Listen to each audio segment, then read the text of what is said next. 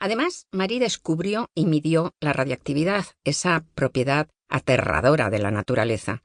Fulgurantes rayos sobrehumanos que curan y que matan, que achicharran tumores cancerosos en la radioterapia o calcinan cuerpos tras una deflagración atómica. Suyo es también el hallazgo del polonio y el radio, dos elementos mucho más activos que el uranio. El polonio, el primero que encontró, por eso lo bautizó con el nombre de su país, quedó muy pronto oscurecido por la relevancia del radio, aunque últimamente se ha puesto de moda como una eficiente manera de asesinar.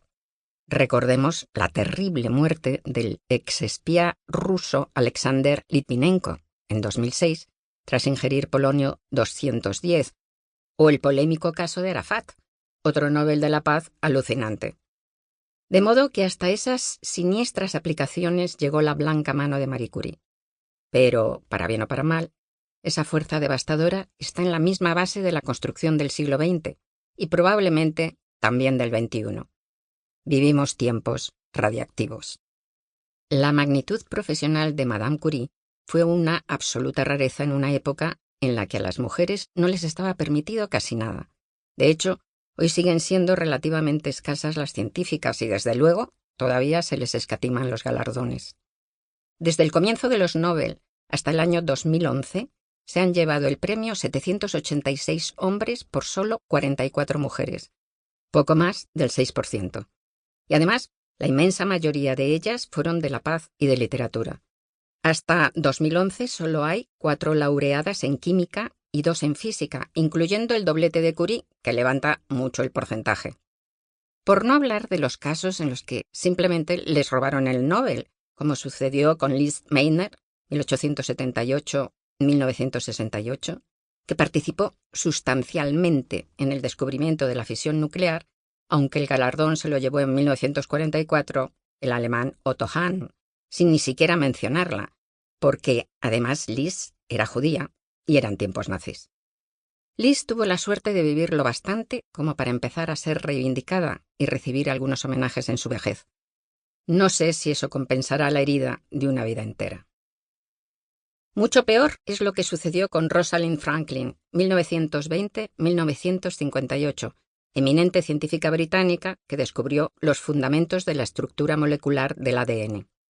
Wilkins, un compañero de trabajo con quien mantenía una relación conflictiva, era un mundo todavía muy machista, cogió las notas de Rosalind y una importantísima fotografía que la científica había logrado tomar del ADN por medio de un complejo proceso denominado difracción de rayos X, y, sin que ella lo supiera ni lo autorizara, mostró todo a 2 colegas, Watson y Crick, que estaban trabajando en el mismo campo y que, tras apropiarse ilegalmente de esos descubrimientos, se basaron en ellos para desarrollar su propio trabajo. Se ignora si Rosalind llegó a conocer el robo intelectual del que había sido objeto. Falleció muy joven, a los 37 años, de un cáncer de ovario muy probablemente causado por la exposición a esos rayos X que le permitieron atisbar las entrañas del ADN. En 1962, 4 años después de la muerte de Franklin, Watson, Crick y Wilkins obtuvieron el Nobel de Medicina por sus hallazgos sobre el ADN. Como el galardón no se puede ganar póstumamente, nunca se lo hubiera llevado Rosalind, aunque desde luego se lo merecía. Pero lo más vergonzoso es que ni Watson ni Crick mencionaron a Franklin ni reconocieron su aportación. En fin, una historia sucia y triste. Aunque por lo menos se conoce. Me pregunto cuántos otros casos de espionaje, apropiación indebida y parasitismo ha podido haber en la historia de la ciencia sin que hayan llegado a hacerse públicos. Increíble. Mientras redactaba las líneas anteriores, me ha mandado un mensaje a mi Facebook una amiga de la página, Sandra Castellanos. No nos conocemos personalmente, solo sé que vive en Canadá y que es una buena escritora principiante porque la he leído. Hacía meses que no hablábamos y de repente, salido de la chisporroteante vastedad cibernética, me llega lo siguiente. Hola Rosa, vi esto y pensé que te encantaría.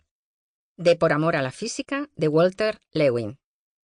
Los retos de los límites de nuestro equipamiento hacen aún más asombrosos los logros de Henrietta Swan Leavitt, una brillante pero por lo general ignorada astrónoma.